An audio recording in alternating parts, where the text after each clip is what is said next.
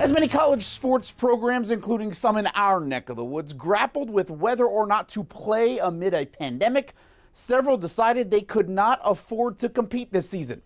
Literally, finances are a major factor, but one local school is pressing on, and it's not going to be cheap, but they tell us it's worth it.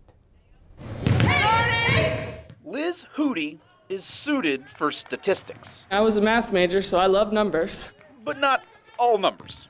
Hootie, the head women's basketball coach at Virginia Wesleyan University, learned it will cost her program and the 21 other teams at the Virginia Beach school nearly $40,000 to play this season. The whole year has really been just kind of turned upside down. That's the price of COVID-19 testing and personal protective equipment for student athletes and coaches.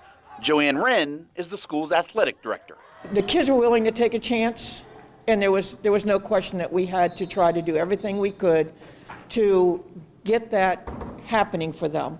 So in advance of Saturday's home openers for the Marlins men's and women's basketball teams, the first athletic events on campus since last March, Virginia Wesleyan raised more than $30,000 to cover costs.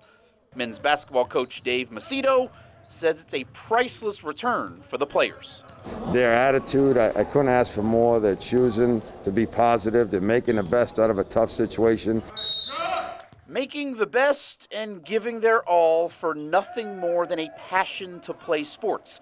Because as an NCAA Division III institution, Virginia Wesleyan does not provide athletic scholarships. Seeing their pure desire and their love for the game, it brings an extra component to being a coach. It brings an extra component to being good teammates, an extra component when they're on the court. And for Coach Hootie, a math major, it adds up to this season of sacrifice being worth it. So Kurt, Bev, nearly 250 different donors ponied up the money in the middle of a pandemic to allow Virginia Wesleyan to be able to compete in 22 different sports amid the pandemic. That says a lot. It is. It says something that people are that generous at a time when, when things are tight for so many people. And again, it's Division III, and obviously, as we know, fans aren't going to be able to go and watch these student athletes compete, so that says a lot too. That's got to make them feel great, though. Thank you very much, Wayne. Got it.